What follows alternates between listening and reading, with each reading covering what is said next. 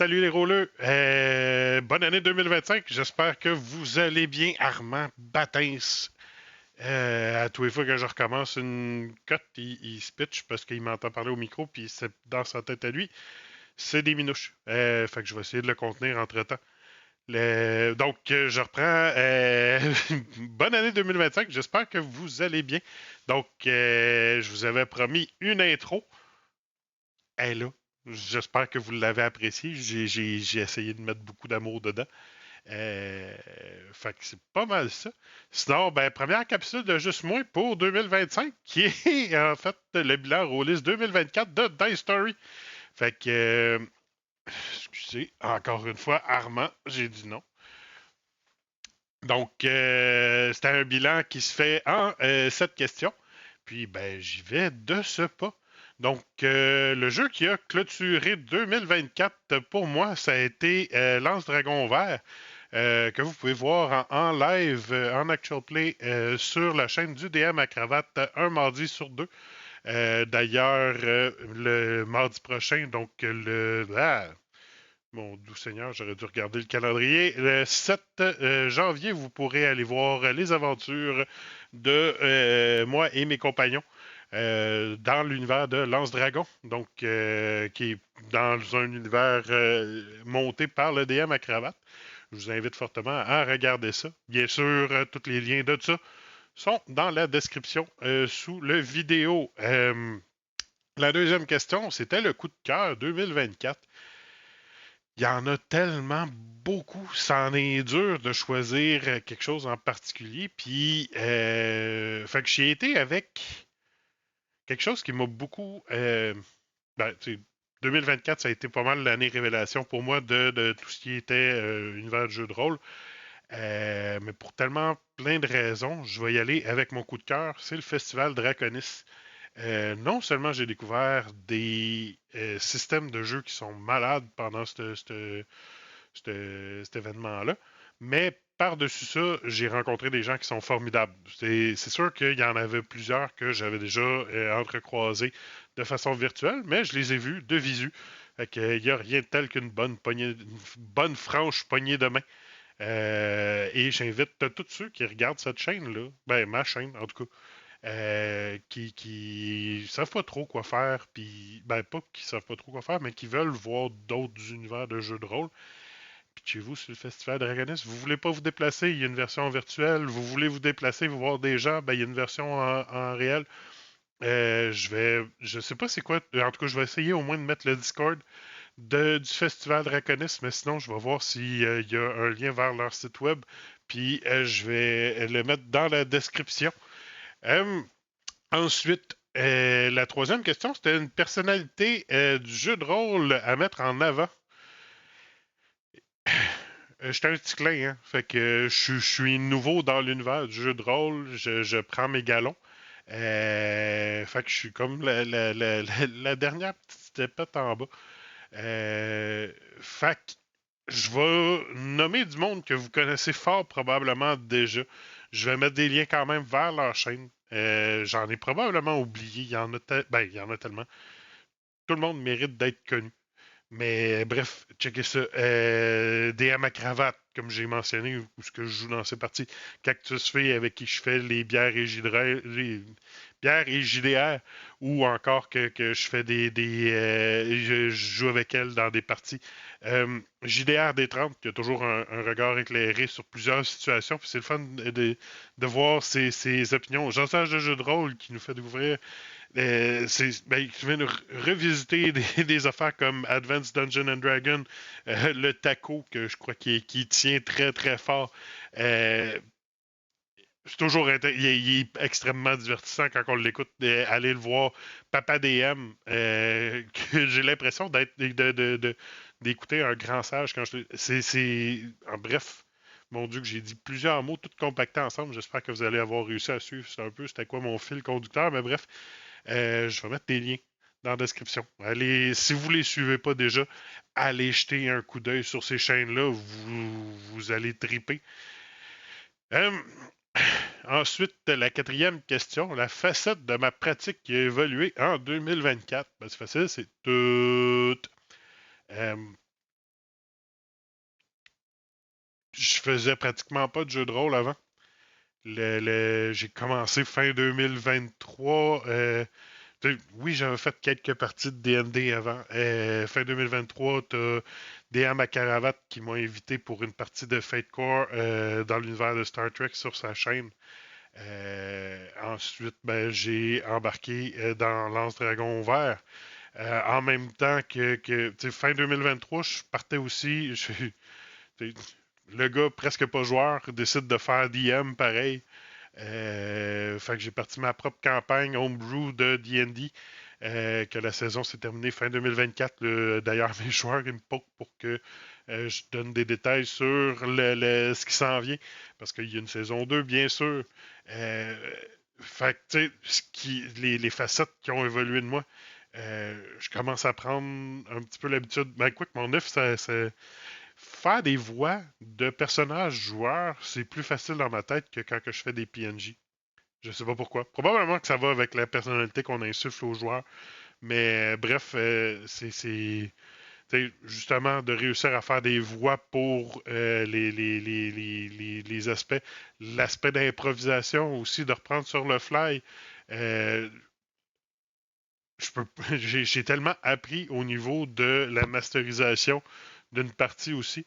Puis je continue d'en apprendre, loin de là de l'idée que comme quoi je maîtrise tout, là, je suis loin de ça. Mais en tout cas, à mon feeling à moi, je m'améliore. C'est sûr qu'une portion que j'ai pas besoin d'améliorer, c'est un imaginaire frivole et divertissant. Ça, c'est pas super. J'ai toujours eu ça mais tu sais, de coucher ça par écrit, par écrit pour ensuite le faire vivre à d'autres, ça c'est une autre coche aussi. Bref, pour revenir à ma réponse de qu'est-ce de la facette de ma pratique qui évolue, de ma pratique rôliste qui a évolué en 2024, tout. Euh, la question qui suivait ensuite, c'était mon personnage de jeu de rôle ou mon personnage non-joueur préféré cette année, ou encore un personnage de fiction qui m'inspire. Ben, je me suis dit, fuck it, je vais faire les trois. Personnage joueur, maudit que j'aime Mornif. C'est mon petit gnome, voyons, Warlock dans la campagne de Lance Dragon Vert. Il aime tellement la vie, il aime tellement autour, il aime les couleurs, il aime les choses. Il est comme tout le temps en train de s'émerveiller devant tout. Puis en train d'essayer de trouver une façon de marchandiser tout ce qu'il voit autour. J'ai du fun à le jouer. J'ai du fun à rechausser son chapeau. Oui, j'ai vraiment dit rechausser son chapeau. Euh, Fait que ça, c'est pour mon personnage joueur. Personnage non joueur. Il y a tellement de monde qui ont mentionné Batin, que c'est vrai que c'est un Christy de beau personnage non joueur de la partie de Les Noobs de l'Apocalypse, du DM à cravate. Tellement coloré, puis tellement. Il est attachant. Euh, mais j'irai pas avec ce personnage non joueur-là. Je vais y aller avec un personnage non joueur de ma campagne Homebrew. Euh, Puis c'est même pas un personnage non joueur qui fait. Ben, il fait des choses. Mais il interagit même pas avec les joueurs. En fait, souvent, quand les joueurs le voient, je vais juste décrire un moment où ce que lui apparaît. C'est Serge Loi. Puis j'aime juste ça, puisque il est souvent dans des endroits où ce que les joueurs s'en attendent pas. Fait que j'adore ça. Puis oui, c'est une oie. Non, c'est pas une oie qui parle, quoi que ce soit. C'est juste une oie qui est habillée, qui est vêtue d'accoutrements humains. Fait qu'elle est quand même assez. Cette oie-là est quand même assez distinctible, en tout cas, distincte, assez pour que les joueurs puissent la reconnaître au loin. Mais ça me fait toujours un petit plaisir de le faire sortir dans la campagne. Sinon, j'ai pas été avec un personnage de fiction, j'ai été avec un univers de fiction. Je suis allé avec Constantine. Pourquoi? Euh, En fait, présentement, je suis en train de DMer une partie de Monster of the Week. Je suis aussi train d'écrire des balbutiements pour une campagne en fin de corps qui suit le ravissement biblique.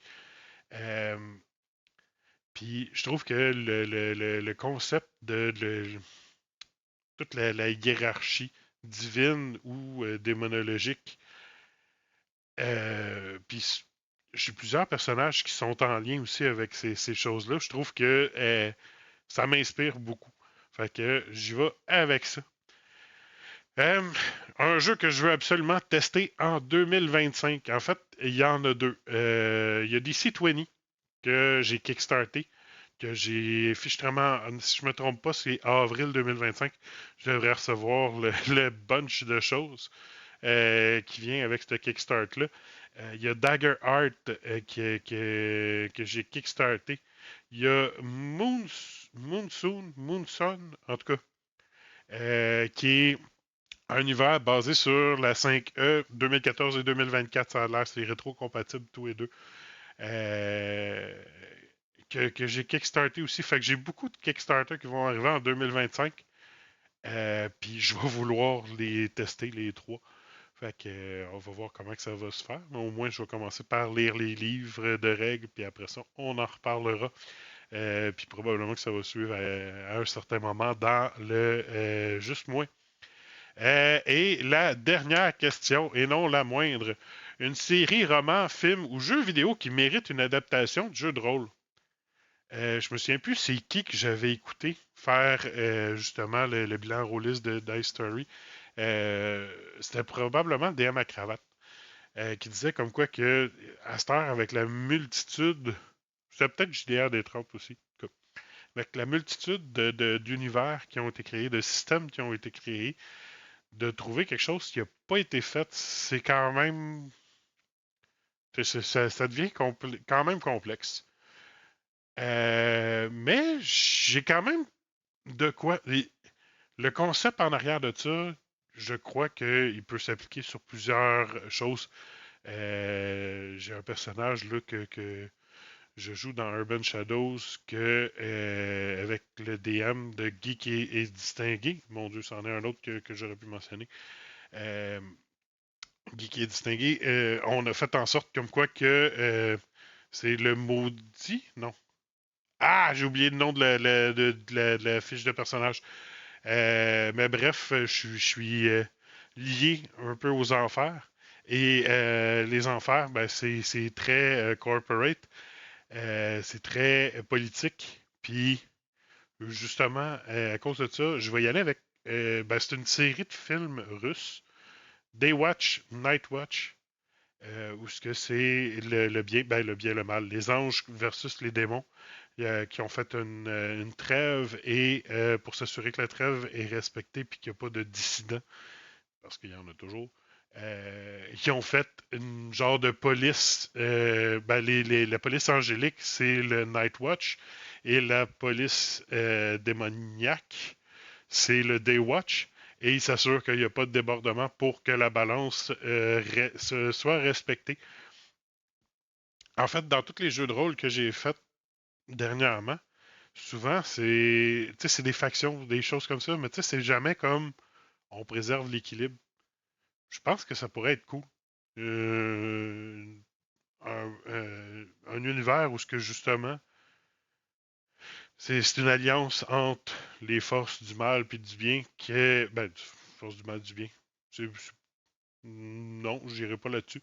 Je veux dire, les forces angéliques, les forces démoniaques qui ont une trêve et qui s'assurent que l'équilibre sont respectés.